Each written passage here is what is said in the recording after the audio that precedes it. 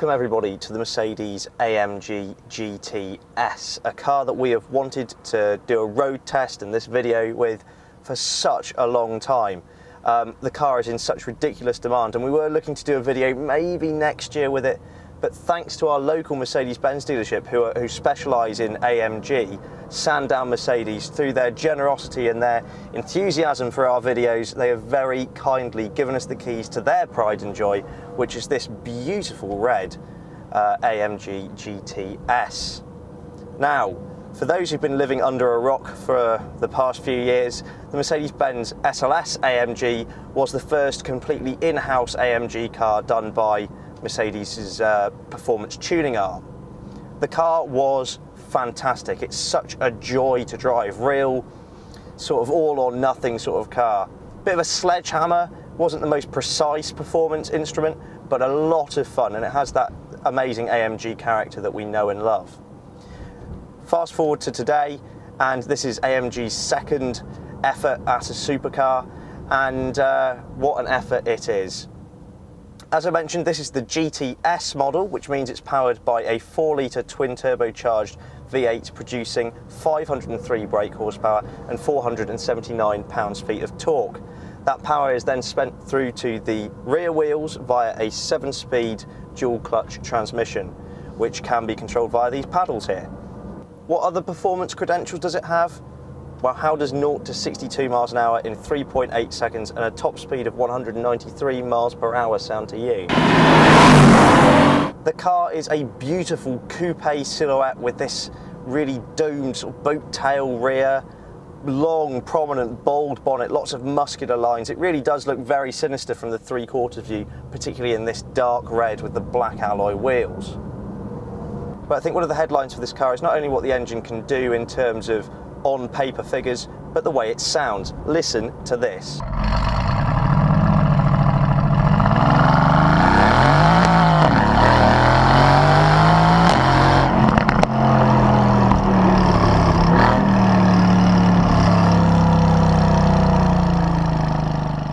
Just a twitch of your right foot will see you no longer being a law-abiding citizen. This car is seriously quick, and that soundtrack is nothing short of intoxicating. All day I've just been finding stretches of road where possible just to hear that. And a lovely thing with this car is that they feature a button for the active exhaust, which means that whilst I'm pottering along like now, talking to you, and I want it to be a bit quiet, I don't have to hear the eruptions from the exhaust pipe as much as I love them. I have had it on for most of the day, but whenever the time comes, I can push the button and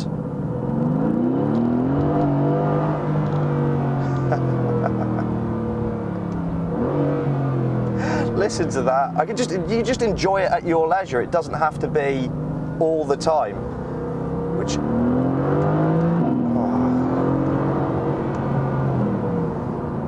could you ever get bored of that? Could you honestly say, hand on heart, as a car enthusiast, that you get bored of that noise? It's got to be one of the greatest automotive soundtracks of the modern day. Beautiful. And that is saying something because it's twin turbocharged. The turbos actually sit inside the V, similar to the design of Mercedes Formula One engine actually. It's called a hot V. It helps with weight distribution and the like. But usually a turbocharged car means that it's muffled. You don't get that raw orchestra that you get with a naturally aspirated car. But Mercedes have worked some magic on this, I can tell you. It sounds fantastic. And that's something I really like about this. This car has two very distinct characters. It can be your hardcore supercar. It goes very bloody quickly, I can tell you that. You know, and you've got all the orchestra of the exhaust pipes back there. But when it comes time to settle down and you've got to do a couple of hours on the motorway, you can put the suspension in its softest setting. You can tone the pipes down. It's got a great sound system, this car. Loads of natural light in through this glass panoramic roof this one's optioned with. Beautifully comfortable bolstered seats that not only hold you in place when you're driving exuberantly, but are genuinely comfortable on a motorway journey. It's all these things that, you know, just give you the best of both worlds. It's a performance-focused car, but the interior just feels so beautifully fit for purpose. It feels like a luxury item. A lot of supercars you get into the interior and it's a bit of an afterthought, to be honest. it in here with its widescreen navigation display, all this brushed aluminium, a really snazzy infotainment system that works really well. You know, you just feel comfortable, but then also you're primed to detonate that nuclear weapon under the bonnet because, oh my God, you know, you can't help yourself. Whilst we're talking about the boring bits, the boot, actually you can chuck a few bags in the back. It's bigger than what the SLS's boot space was. And like I say, everything's really comfortable in here. It's not too noisy. You can have a pleasant conversation with somebody. Air conditioning, all those other luxuries there. I will say at low speeds, there's a little bit of tyre roar that does come into the cabin, and also the low speed ride is maybe a little bit rough even on its softest setting. But those dampers are totally adjustable and they can go 2 notches stiffer, which brings me on to this little gadget down here. So if we twist this here and put it back to where it was, so this enables you to choose what mode the car's in. So we're in comfort. It's a nice balance between being able to waft around and go quickly when you need to. Obviously this car, in whatever mode it's going to go, will still do 193 miles per hour. But comfort enables you the softer settings, quietens the exhaust down, start-stop's active, for example, so you can save some fuel. Not that you couldn't afford to fuel the car if you did buy this at £110,000, the GTS. We move on to Sport. Gives me a faster throttle response. Exhaust is still inactive at this point, but it gives me a faster throttle response and weightier steering. We then go on to Sport Plus. Now, the exhaust comes into play here. The electronic shackles have been loosened a little bit. Traction control will let you have a little bit of slip. And the gear change is much, much faster from this 7-speed dual clutch transmission. But of course, if you tick it all the way over into race, it'll hold the gears, it'll pop and bang. Traction control is now at its least restrictive. You put your foot down. Oh my God, what a rush. This thing is incredible. What a car.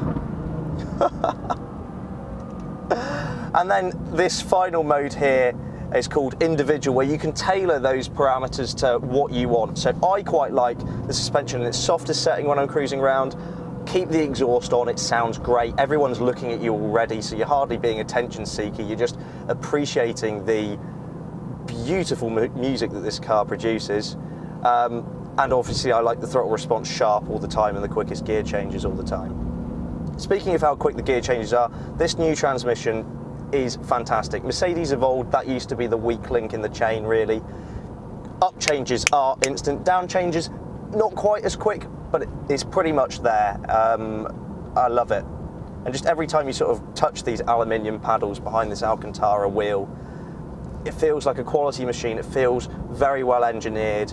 Something else that's been optioned on this car is Dynamic Plus, and that gives dynamic engine mounts and transmission mounts, meaning that whenever you are throwing this car around, all the components are held in place. It helps that weight transfer, and it stops, you know, the weight shifting at the wrong time.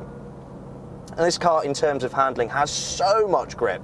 It's got these huge, wide tyres, and they just bite the ground so well. That said, if you dab the throttle on a greasy road, it will light up those rear tyres. But mid-corner, you can really get on the power very early, and away you go. And obviously, those turbos, once there's hardly any lag, but you really know when they're on song at their very best, and off you go.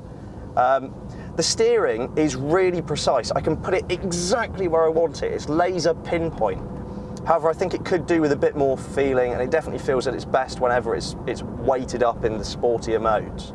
And it has a real soul, this car, which is unusual in a modern day supercar, which is all about the computer. You do feel sort of more organically involved with this machine than some of its competitors. Speaking of which, one of the chief ones will be the Porsche 911. Another car that's very involving to drive, fantastic machine. I love the 911. But there's something about this. It's got a slightly more dastardly side to it, dare I say. It's a little bit evil, but in a way that's, I don't know, it's like snarling at somebody as you walk past. They sort of take a second glance, they take note. It's a bit of a bad boy's toy, really. And I absolutely love it. It's fantastic. Amazing, amazing job, AMG. I was worried that this car wouldn't live up to expectations, but how wrong was I, my God.